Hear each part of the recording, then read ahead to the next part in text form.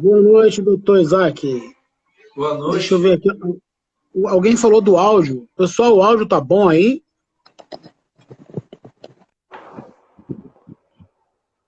Alguém falou do áudio.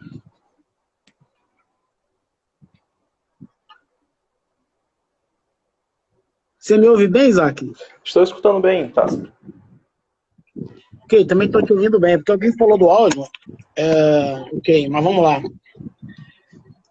Boa noite, já temos aí vários colegas assistindo. Quase pontualmente às 19 horas.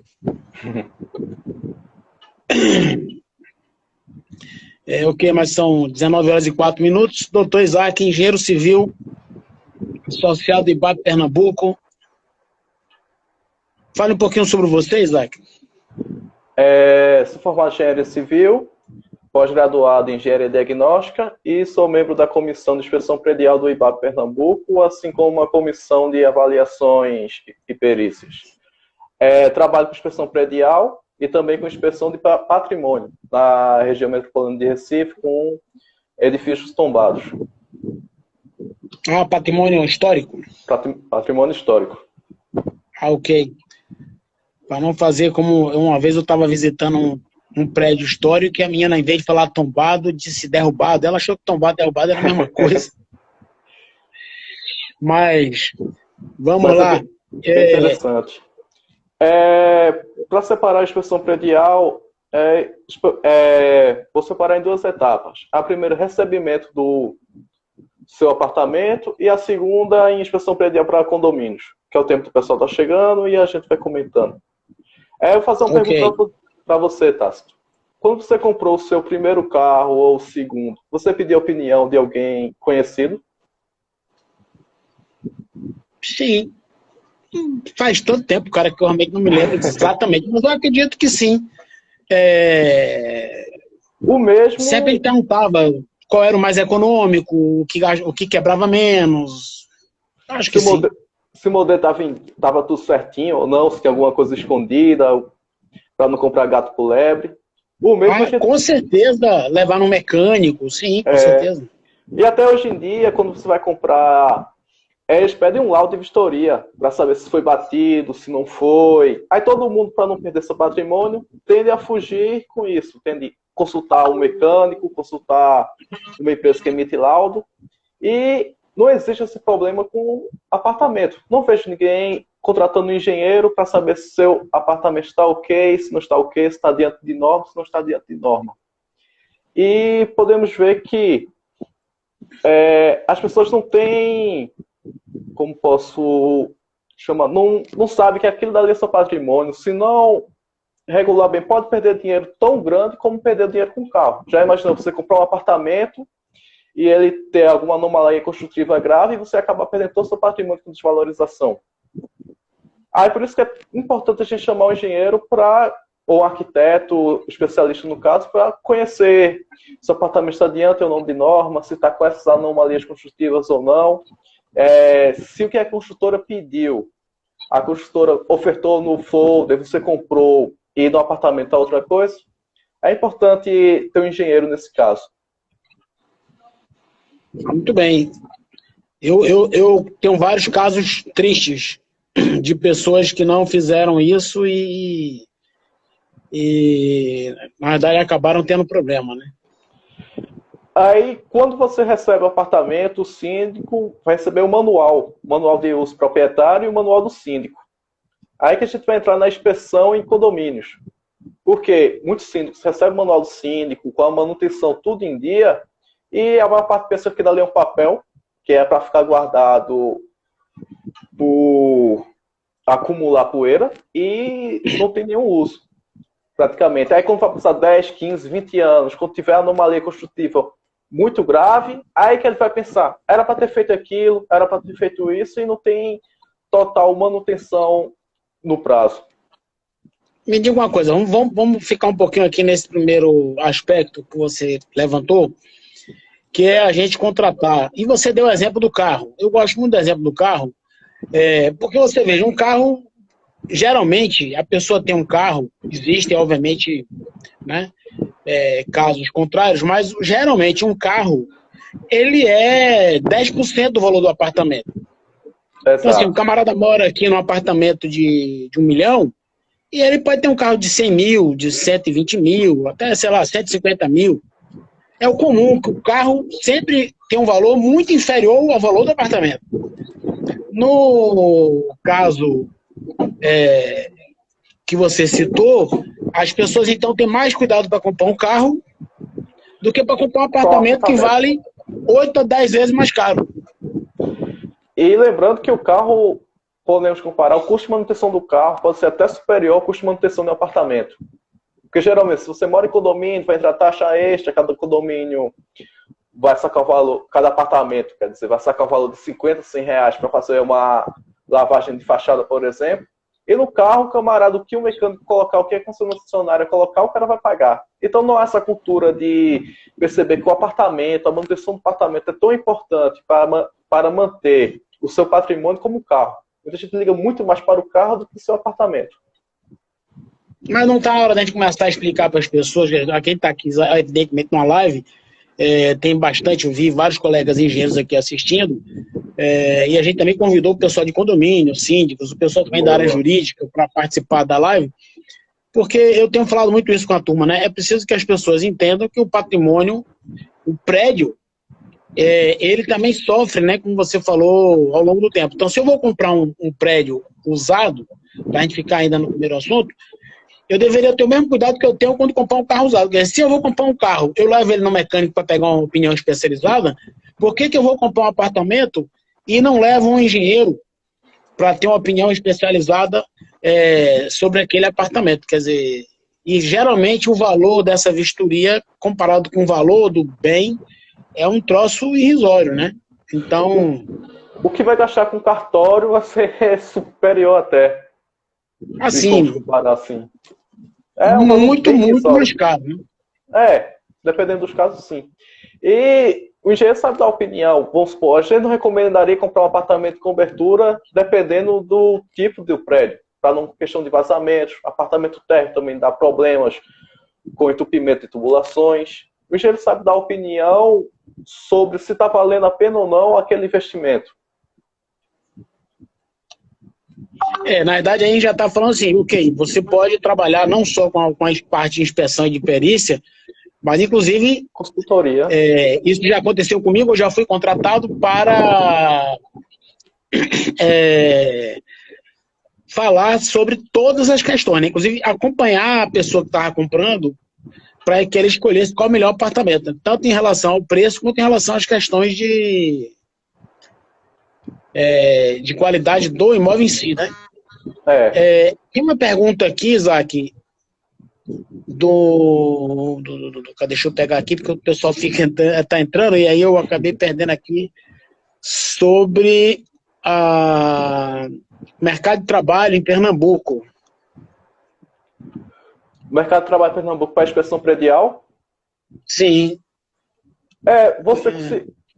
Você tendo contato com administradores de condomínio, grupo de síndicos, você consegue trabalhar bem essa área. A questão é você ter contatos para trabalhar. Você só não ter contato com nada fica um pouco difícil. Mas já a partir do momento que você tem contato com mais síndicos, administradores de condomínio, você consegue trabalhar nesse caso. Eu recomendo você entrar no Google, pesquisar administradores de condomínio Recife, pegar o número e mandar um e-mail, ligar, oferecer seus serviços, que de 100 administradoras, querendo ou não, 10 no mínimo vai retornar para você.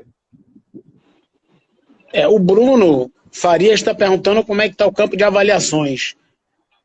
Aí, Bruno, quando você fala de área judicial, a gente até já falou aqui numa outra live sobre essa questão judicial, e recomendo que quinta-feira, obrigado, doutor Diogo Ramos, da OAB, da Comissão de Perícia do OAB, está aqui assistindo a gente.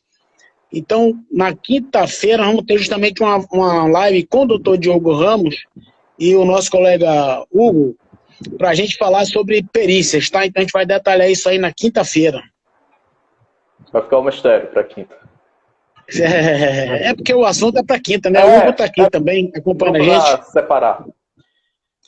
Mas o mercado Então, para inspeção predial... eu acho, se você está dando uma ideia interessante, nós fizemos uma última live nossa, foi justamente sobre a parte de marketing, né, com o Vinícius. E você está dizendo aqui, repetindo, que é importante a gente ser proativo, porque muita gente fica parado esperando que o mercado caia, que alguém venha descobrir que você existe, e na realidade existe o que você está dizendo da gente ser proativo, procurar os clientes, né, e informar da necessidade desse serviço, né? Agora eu lhe pergunto, as pessoas podem pensar que isso é muito caro, né?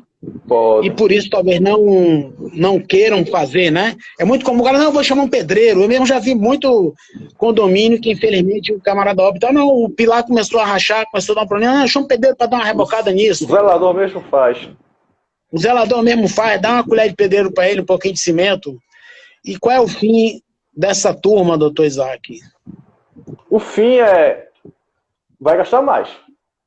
Vai economizar no bolso no início para gastar mais no bolso no final. E entra um grande problema que é o seguinte, não faz inspeção predial, dá um problema, e querendo ou não, a comissão de administrador do condomínio, síndicos, pessoal que administra, tem uma boa ideia de chamar logo de cara uma empresa de recuperação. Dependendo da empresa, essa empresa vai ter uma má-fé e vai querer recomendar materiais que não necessitavam do caso, recuperação que não necessitava naquele caso, e assim fazer o condomínio de besta. Então é necessário que um engenheiro que não tem nenhuma relação com a construtora ou a empresa que faz reparo, emitir um laudo. Porque vai ter um norte e saber que aquela pessoa foi imparcial nesse caso. Do que uma empresa que realiza aquele serviço emitir um laudo. Lógico, existem empresas que fazem o serviço direito, não abusam da má-fé, mas a gente sabe que existem casos assim. Bom, beleza, eu vou pular esse seu comentário. Não vou. Mas eu quero dizer assim, o que é importante, né, assim, nesse trabalho nosso de inspeção predial, verificar com muita cuidado, né, esse é o nosso trabalho, qual é o real problema também, né? Porque como você falou já de que o síndico, quando pegou um prédio novo, ele recebeu todo o material, uma programação, né, de manutenção periódica e tudo. E como é que eu sei se isso está sendo devidamente acompanhado? Como é que eu sei como é que está meu sistema elétrico? Como é que eu sei como é que está meu sistema hidráulico? Se eu não fizer uma inspeção, né? Só vai eu saber fiz uma, vou contar uma. Quando está tendo problema. Vou perguntar a você o seguinte, eu fiz uma, e aí, infiltração num apartamento. Certo. E isso deu um rolo, quase assim, briga de vizinho, porque é muito chato você, de repente, acordar um dia e tá chovendo dentro de sua casa, seu banho, sua parede tá toda mofada, né? E o morro fica logo aquele troço manchado, escuro, você vê a umidade na parede. E aí me chamaram para descobrir o que era. Muito bem. Fui no apartamento de cima, ao dano, o apartamento estava todo reformado. Eu digo, de repente ocorreu o dano, o cara correu e reformou tudo. Aí eu digo, beleza, reformou tudo, tá certo. Aí eu digo, bom, mas eu vou no outro apartamento de cima. Aí subi mais um. Aí eu digo, aqui também tem disso. E aí fiquei, rapaz, procurando saber o que é que tinha ocasionado, né, o problema. Isso. E aí voltei pro apartamento, o danificado, a pessoa tinha feito uma obra, cara, inventou um banheiro onde não existia, e para fazer a abertura de uma porta, ela pegou a tubulação de descida do esgoto e meteu 2 joelhos de 90 graus. Eita. Pense, o troço não é colado, botou o joelho sem anel de vedação, né? E botou o joelho no esgoto, 2, né? Um para virar para cá, o outro para... Aliás, 2 não, acho que foram 4, porque é em cima da porta, um para cá, né? Aí embaixo da porta, de novo, para botar para o lugar, para descer na coluna do prédio. Quer dizer, o cara botou 4 joelhos de 90 graus. Você acha que a água, o esgoto, resolveu fazer esse banho de curva ou ele resolveu entrar pela parede, né? Parede era mais fácil. Você já pegou alguma coisa desse tipo nessas suas inspeções? Já peguei um consultório de odontologia. O consultório foi recém-inaugurado. Deu um mês, o consultório apresentou um cheiro muito, muito ruim, o cheiro por todo o consultório. Aí, achei estranho. O consultório era feito em um prédio comercial, em cima o consultório, embaixo um supermercado. Por sorte, o supermercado deu problema em infiltração meses antes. Aí tinha um rombo, no forno de gesso.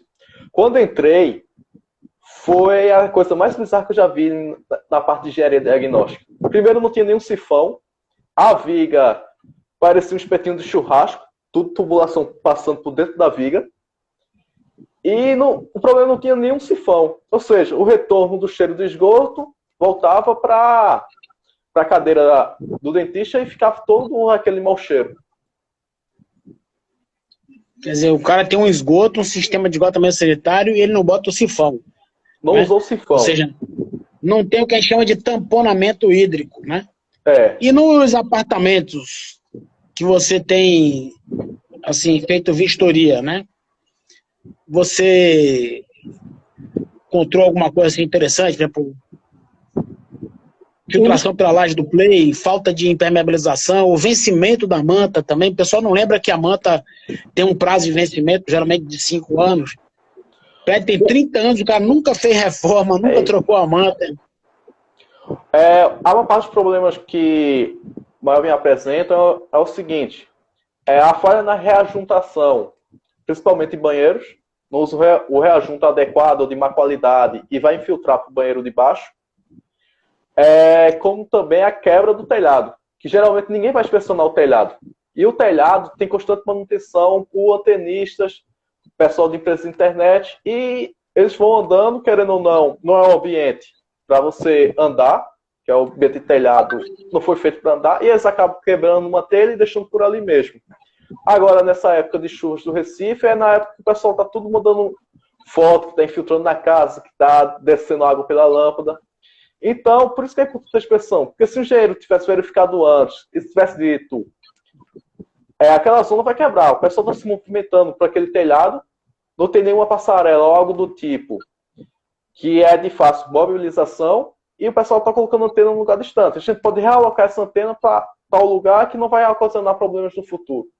Por isso é importante ter um engenheiro presente para dar opiniões daquele assunto. Porque o síndico é leigo no caso. E o síndico, mesmo sendo leigo, ele vai tomar decisões técnicas.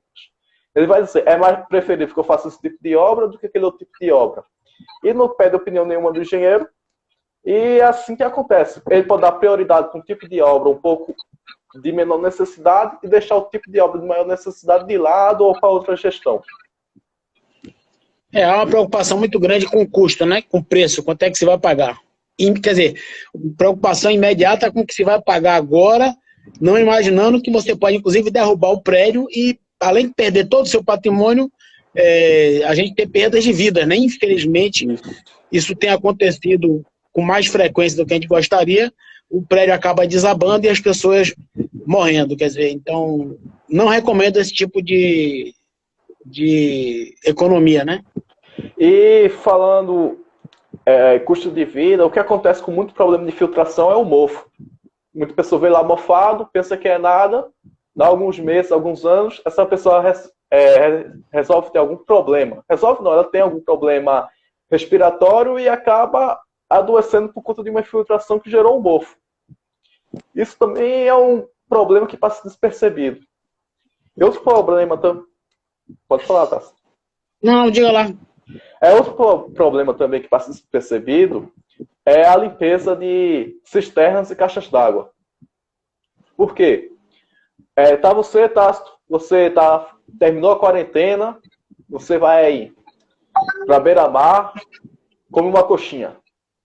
Aí comeu a coxinha, o lugar é meio duvidoso, mas comeu a coxinha. Chegando em casa, você liga a torneira, prepara um chá, prepara alguma coisa.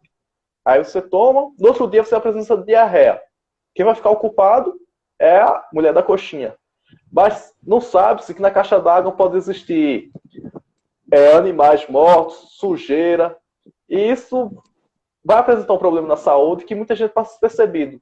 A maioria não limpa a caixa d'água, não limpa a cisterna, e isso corre risco na saúde dos usuários. Que sempre que você vai apresentar um problema intestinal, você sempre vai culpar que comeu naquele lugar, comeu no outro, mas não vai culpar o estado de conservação dos seus reservatórios, de inferior e superior. Especialmente em unidades que tem poço, né? A turma aqui, por exemplo, Boa Viagem, é muito comum o pessoal ter poço. E eu costumo dizer assim, meu querido, poço aqui em Boa Viagem, a cidade que não tem sistema de esgotamento sanitário, esses canais aqui infiltrando o esgoto, eu não confio nem um poço aqui em Boa Viagem, não confio. Pode fazer o teste que for. Água aqui em casa são 2 filtros, passa por 2 sistemas de filtragem e depois eu fervo a água. Entendeu?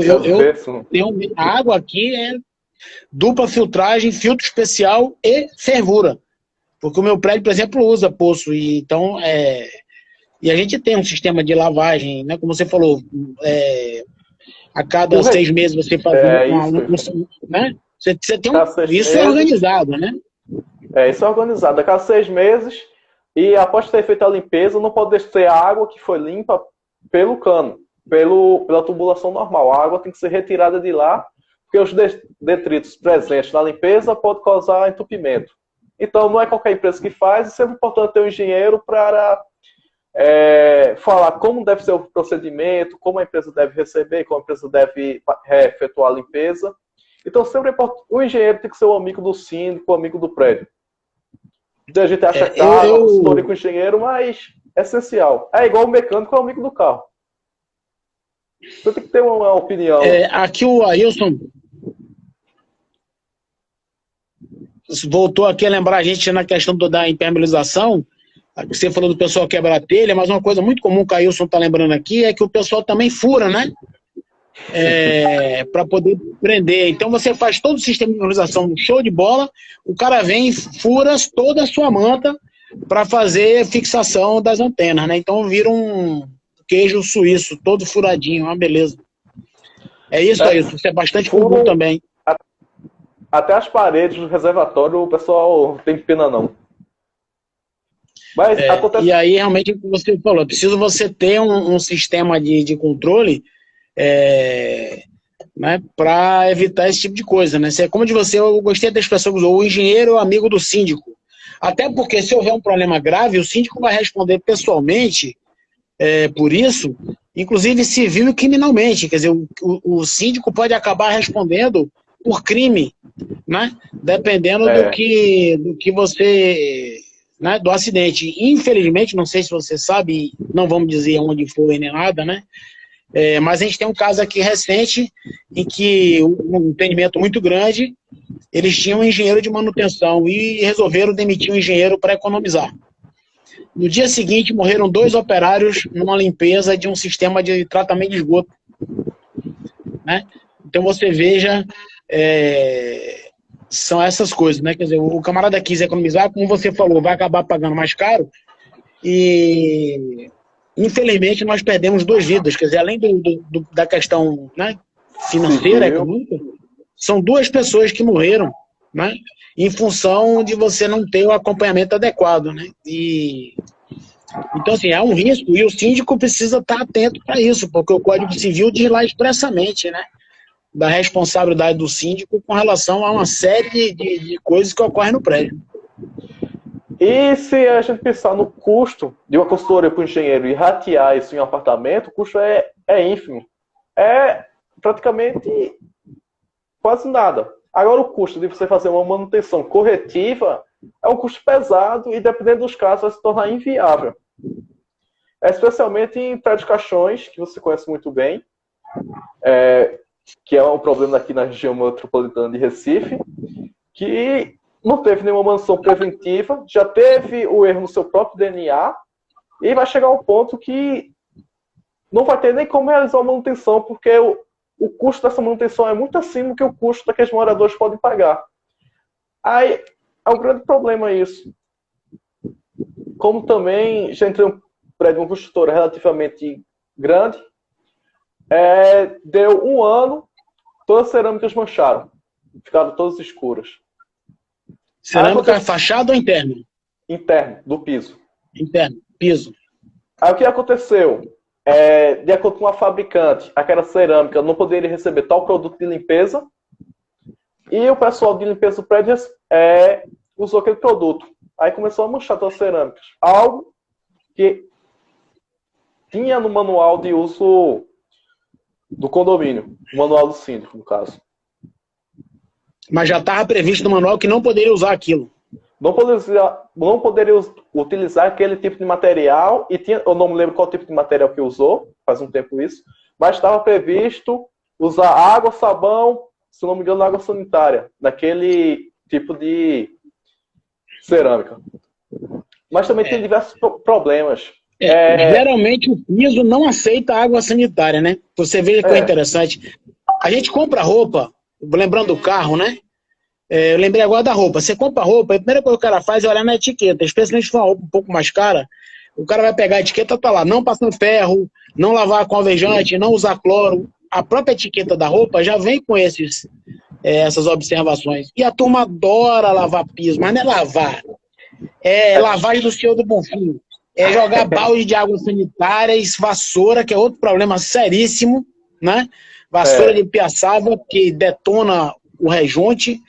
E isso, como você falou, estava lá explícito no manual de garantia. E pela norma de desempenho, se o construtor entregou o manual direitinho e a gente comprovar que foi mau uso, a empresa não vai pagar por esse prejuízo, vai ficar o prejuízo para o morador, né? A água sanitária tem uma diluição, tantos ml de água sanitária por tantos litros que podem ser usados, não despejando a própria água sanitária assim no piso. Mas o problema não ler o manual, o problema são os moradores. Aí os moradores vão ter que tirar todo aquele revestimento cerâmico para pôr um novo, custa mais. Algo que poderia ser... não poderia acontecer se contratasse um engenheiro na inspeção. Agora, Isaac, diga o seguinte, a gente está falando aqui de manual, porque para nós isso é algo não só obrigatório, mas corriqueiro, está no nosso dia a dia. E digamos que aqui nós temos 3, 4 mil síndicos assistindo a gente, esse nosso vídeo não vai ficar aqui guardado na nossa página lá no Instagram. Então, e aí ele fica ouvindo a gente falar sobre manual e fala assim, pô, meu prédio é um prédio de 20, 30 anos, não tem manual, o que é que eu faço? Eu posso contratar, então, um especializado aqui do IBAP, um engenheiro, para montar esse manual de manutenção? Primeira coisa. Segunda coisa, além de poder contratar um engenheiro do IBAP para fazer esse manual, você recomendaria a esse síndico que fizesse essa contratação para ele passar a ter esse controle? Não só pode, como deve. Se o seu prédio não tiver nenhum manual de uso, você contrata o engenheiro do IBAP, você liga para o IBAP, vai dar a lista de todos os engenheiros especialistas naquela área, vai reunir com você e vai colocar um manual de uso e operação do seu condomínio, como também, dependendo da forma de contrato, o manual de manutenção. Fazer as manutenções previstas para aquele edifício ter toda a sua vida útil estendida, toda a sua vida útil garantida, como lavagem de fachadas. Porque muita gente diz, por que lavar fachada se a chuva lava? Vejo muita gente perguntar isso por mim. Como é, rapaz? Desculpe, eu me distraí. Como é que é o negócio? Para que lavar a fachada? Se a chuva lava. Se a chuva lava. É interessante esse questionamento. Porque o que acontece? Na nossa região metropolitana do Recife, com qualquer outra área, vai estar os resíduos de poluição, sais da maresia, e vai ficar ali no ar. Ali no ar, os resíduos. Uma forma ou outra, ele vai entrar em contato com a sua fachada e vai ficar ali impregnado. Quando tem uma chuva... Você pensa aqui, Boa Viagem. Vamos pensar em Boa Viagem. Boa Viagem. Ou então vamos sair de Pernambuco. Vamos falar de Fortaleza, a praia com o maior índice de salinidade do mundo. Me parece que 3, 4 vezes maior do que o segundo lugar. É um troço assim absurdo. E aí esse sal entrando nessa fachada, quando pega água, que beleza. Quando pega água, ele penetra. A partir da lavagem de fachada, você vai retirar todos aqueles sais e os outros materiais presentes com poluição, como CO2, presentes da fachada, você vai meio que escovar os dentes da fachada. E assim vai prevenir futuros problemas acontecendo, como oxidação, dependendo do caso, eflorescência. Eflorescência é um grande problema também, que aparece muito. Eflorescência é aquela manchinha branca que aparece na fachada. Você olha uma fachada de longe, você vê que é aquela manchinha branca, o nome disso é fluorescência. O sal penetrou no revestimento, sal com a água, A água saiu, ficou o sal. E o sal fica expulso. Aí fica aquela manchinha branca. O Ailson estava falando aqui. Pode falar, Cássio. O Ailson falou sobre a lei de Sitter, né? Que é aqueles gráficos do custo de manutenção, né? Que você vai, a obra vai decaindo, você tem um custo para recuperar a obra, depois vai decaindo, você vai subindo. Só que se você passar do período correto de manutenção, o custo, como disse você, pode ficar inviável, né? Fica inviável e a única é rua. A única solução.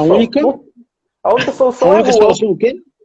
Rua. Não tem como rua? Manter rua. Ou você fica dentro, corre o risco de vida de desabamento, ou... A rua, quer dizer, tá, entendi.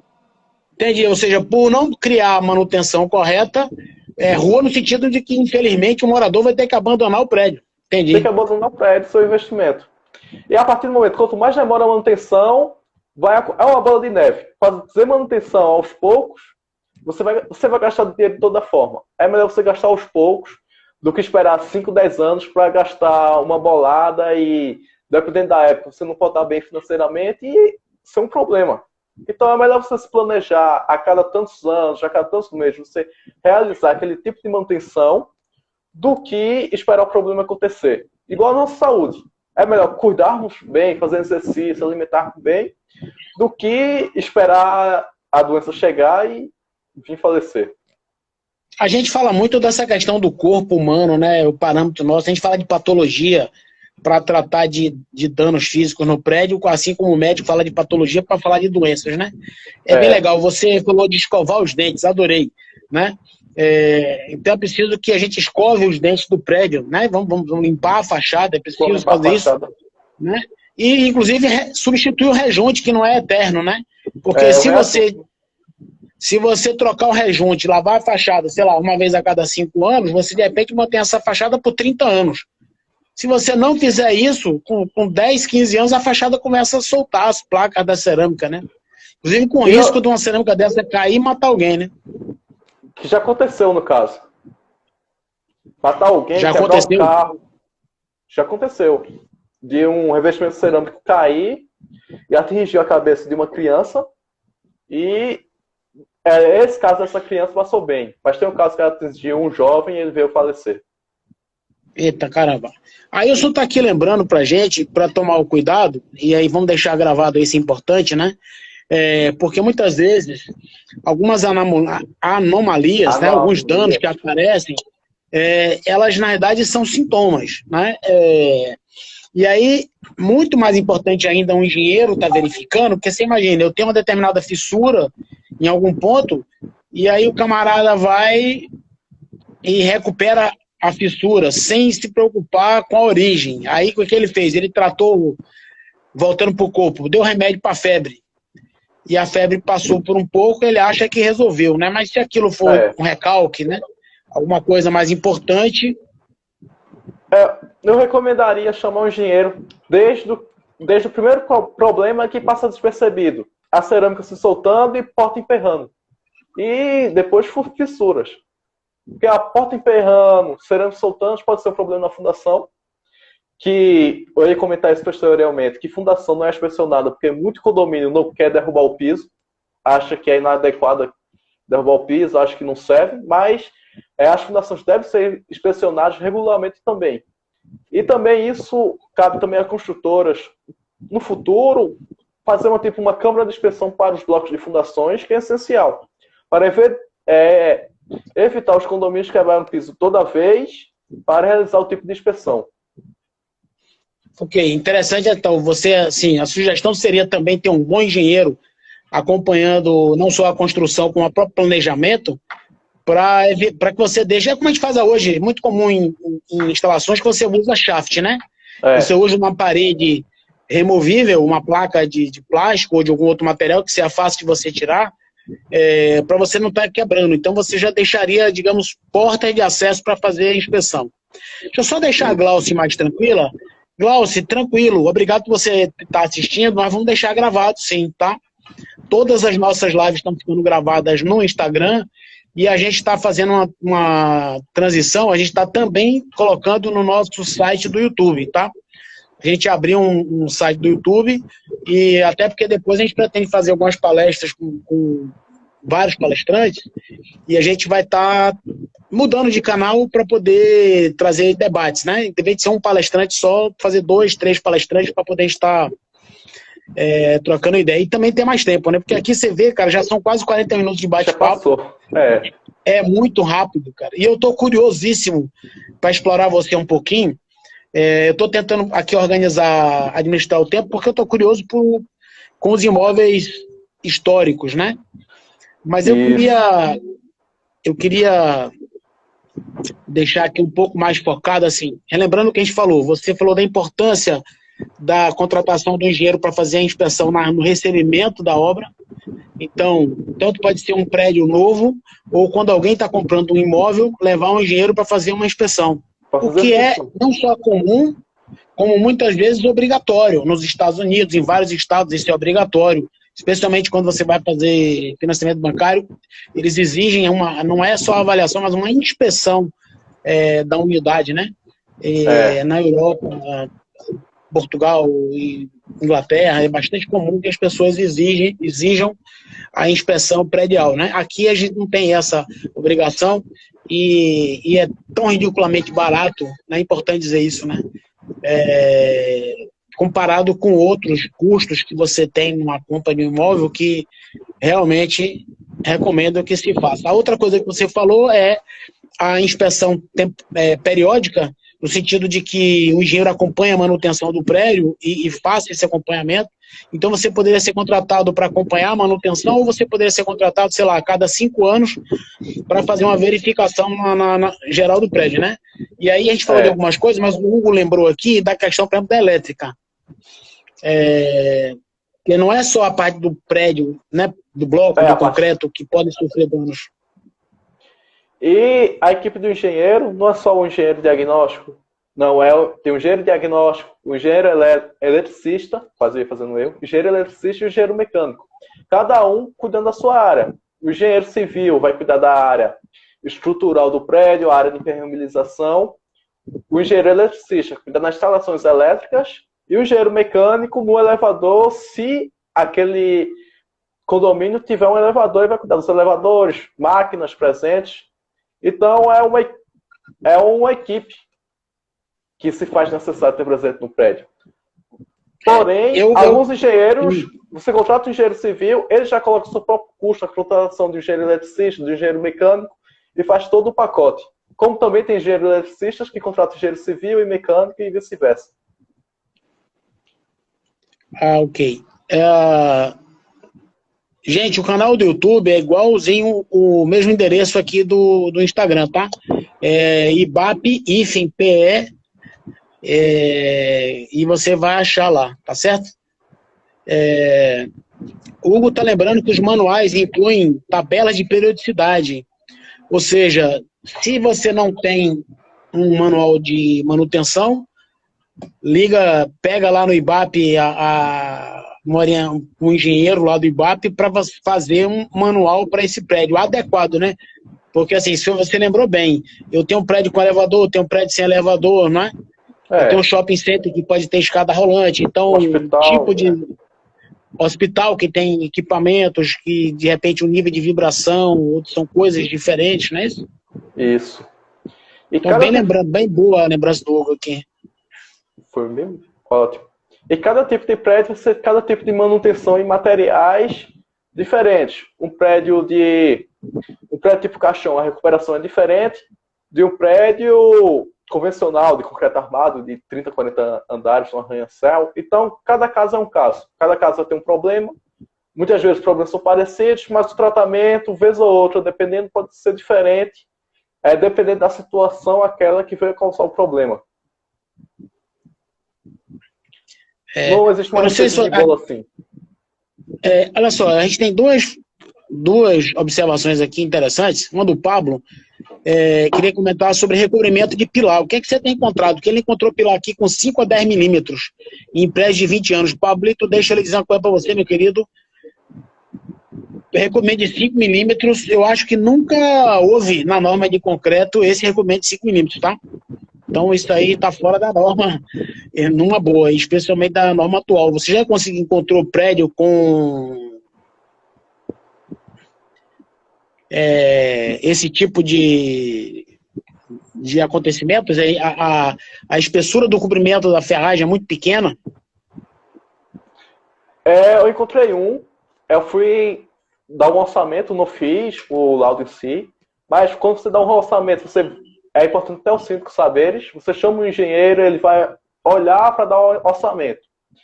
Eu olhando de longe, possivelmente ele tinha, se não me engano, 3 milímetros, 5 milímetros, se eu não me engano ele tinha nessa faixa. Olhando de longe, espessura mínima, o cara colocou colado na forma praticamente. E o que acontece, camarada, se eu tiver uma espessura tão pequena de cobrimento em cima do aço, do pilar do concreto, do pilar do prédio? O que eu posso comparar isso com a pele? A nossa pele, os nossos músculos, eles vão proteger os nossos órgãos internos, correto? A partir do momento que, se nós seres humanos tivesse uma pele um pouco mais fina, poucos músculos, os nossos órgãos internos iam ficar mais suscetíveis a problemas, como pancadas, enfim. Isso mesmo que acontece com o cobrimento. O cobrimento vai servir com a pele para proteger as ferragens presentes naquele tipo de estrutura. Então, com a pele mais fina, ela vai ficar suscetível a danos, como falei, danos provenientes de sais, danos provenientes de CO2, enfim, ataque de sulfato, cloretos. Então, quanto mais fina a pele, vai ser maior problema. E teve um grande problema da construção civil, que muita gente, por má fé ou por desconhecer a norma, fez o cobrimento que convém para economizar, e 20, 30 anos, ou até menos, começou a apresentar o problema. Sim, aí vamos botar em português, digamos, bem simples, mas como disse você, o problema é o seguinte, você vai ter, o ferro começa a enferrujar, para falar isso em português bem comum, né?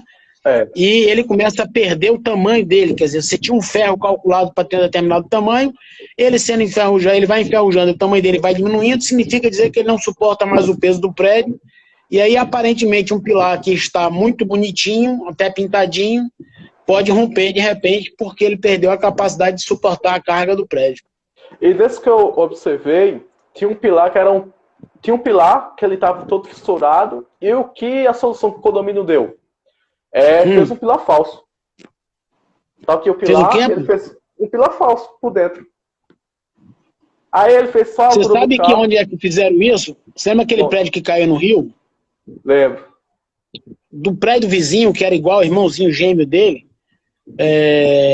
o pessoal chegou lá e tinha um pilar que estava revestido de madeirite. Quando tiraram o madeirite, o pilar estava esmagado, cara. Foi um milagre o prédio não cair. Em vez do camarada escorar, pedir por socorro, chamar um engenheiro, escorar o prédio todo, ele não quis criar alarde. Aí o síndico foi e guardou o pilar numa caixinha de madeira. Quer dizer, eu não sei como o prédio não caiu, cara. Deus ajudou muito. Aí, nesse caso, é importante até futuros colegas, eu fiz, como posso chamar, um documento especificando que aqueles riscos podem causar o risco à vida, tudinho, e o próprio síndico ficaria responsável e ficaria atento àqueles possíveis problemas que poderiam acontecer. É importante você sempre andar com esse documento na sua mochila, porque você não sabe o que vai encontrar quando você vai efetuar um orçamento. E o síndico ficou ciente que aquilo era um problema, tinha que ser escorado, mas ele ficou ciente, assim como eu informei a ele também. Tem um bocado de pergunta aqui, o pessoal está comentando aqui, camarada, por exemplo, sobre lei, né? Hoje, pessoal, aqui em Recife nós não temos lei de educação predial, né? Ainda. A gente tem ainda, né? O IBAP está, inclusive, trabalhando para poder a gente montar aqui uma proposta. A gente está fazendo isso e espero que isso... A pandemia atrapalhou um pouquinho, mas eu espero que a gente volte à normalidade para a gente poder colocar isso em pauta, porque é uma questão mesmo de segurança das pessoas, né? A questão de salvar vidas. Aí eles lembraram o seguinte, que nós já temos leis específicas para determinados elementos, tipo elevador, a parte de incêndio, né? Sim, é verdade. E aí, na hora da nossa inspeção predial, a gente vai levar um checklist para acompanhar essas coisas todas, não é isso? Isso. Tem a lei estadual também, mas ela não é muito utilizada. É porque a lei estadual ela ela está carecendo de um detalhamento, uma regulamentação, né, que vá ao detalhe da coisa também, né, para se poder ser exigida, né. A lei... Deu certo probleminha. É engraçado que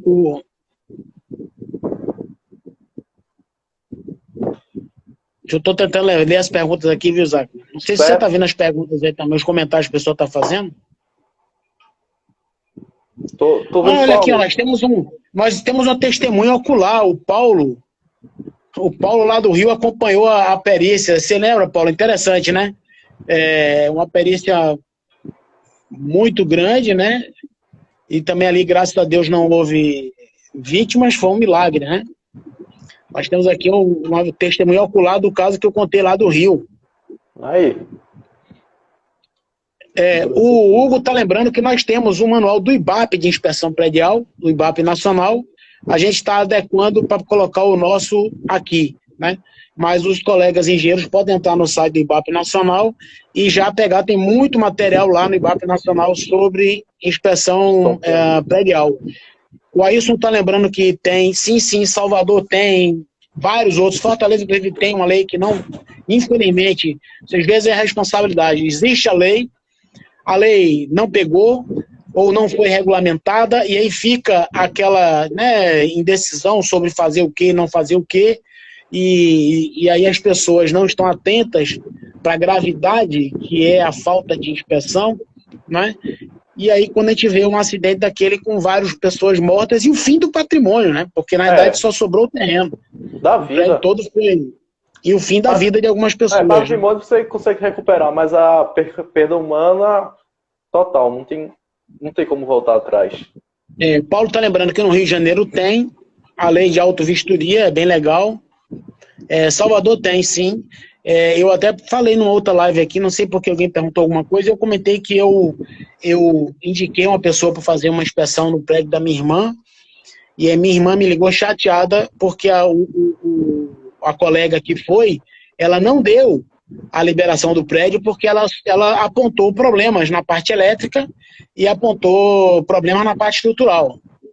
E eu fui a Salvador logo depois e vi o problema. Eu disse, mas rapaz, graças a Deus que ela apontou. Primeiro, vocês estão gastando muita energia elétrica à toa, porque o sistema está tão ruim, inadequado, que você tem perda de energia elétrica grande. A conta do prédio era uma conta altíssima.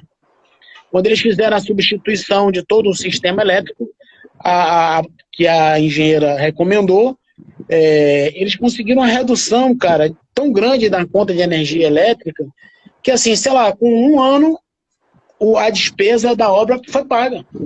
Oxi. Isso sem contar um reservatório, como você falou aí, do reservatório todo furado, o reservatório deles estava todo furado para colocar antena, que era o concreto do reservatório todo furado para colocar antena, e o fundo do reservatório já tinha ido embora. A laje, como é que chama, de fundo, a ferragem estava toda exposta, cara. Um negócio assim bacana. É um caso para estudo. Mas, Isaac, a gente está indo para o finalzinho, e como eu disse, vamos marcar outras, né? Para a gente trocar uma ideia, porque esse assunto é bem legal. Mas eu quero agora falar com você uma coisa que é uma novidade. Que você falou, que você faz inspeção predial em prédio histórico. Como é isso, camarada? É uma inspeção realmente de risco ao inspetor, vai uma equipe de uma arquiteta. A arquiteta vai cuidar dessa parte de patrimônio histórico, se está bem ou não conservado, e eu vou inspecionar se está relativamente seguro ou não estruturalmente. Por que eu digo que é uma parte de risco para o inspetor? Porque normalmente esse piso é feito de madeira, que não teve total conservação, total manutenção, e meio que você tem que ir pisando no campo minado, com cuidado. Alguns aqui na região metropolitana de Recife estão em risco grave, não querendo assustar, mas estão em risco grave de como posso... Desmoronamento, de colapso, vai falar colapso, desmoronamento, mas o que acontece? Embaixo é um empreendimento comercial, em cima Já basta esse piso ser frágil, o dono desse empreendimento comercial começa a lotar o piso de cima com a sua despesa, com o seu estoque, e isso vai causar uma certa fragilidade.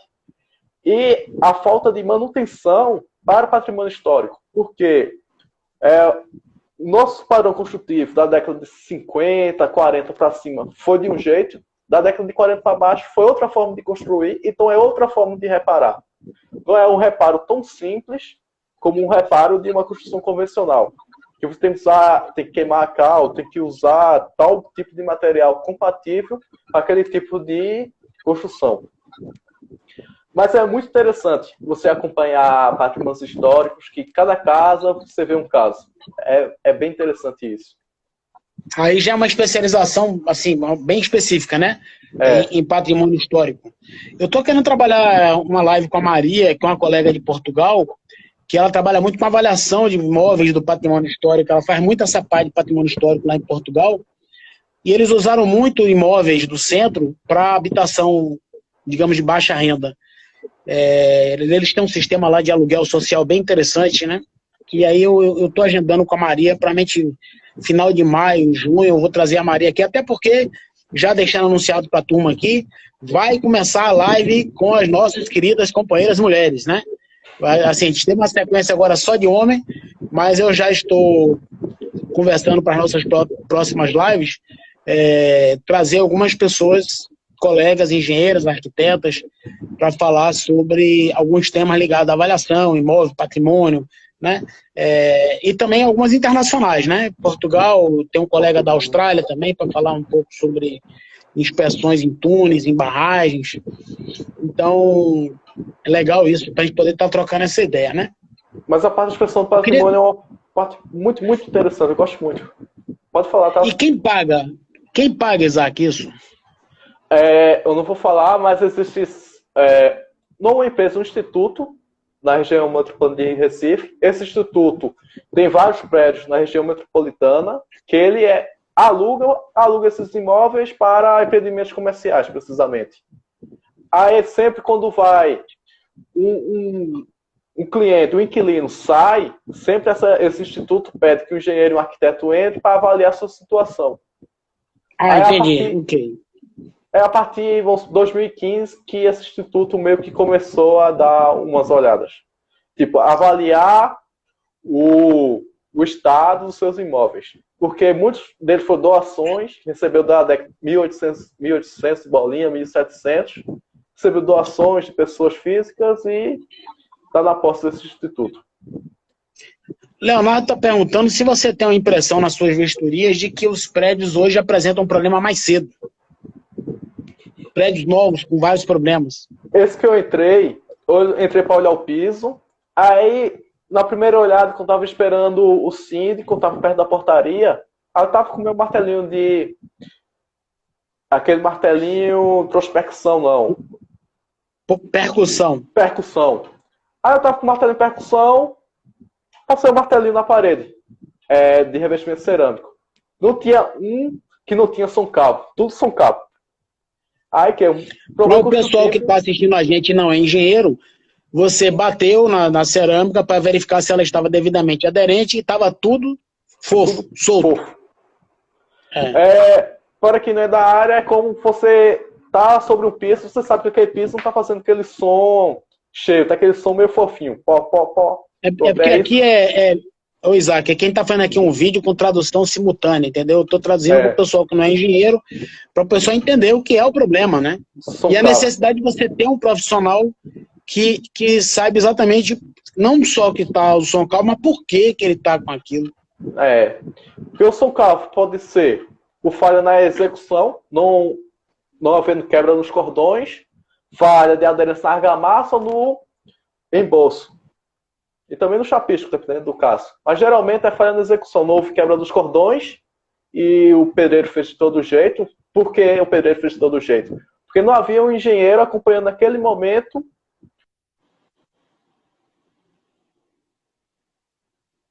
Opa!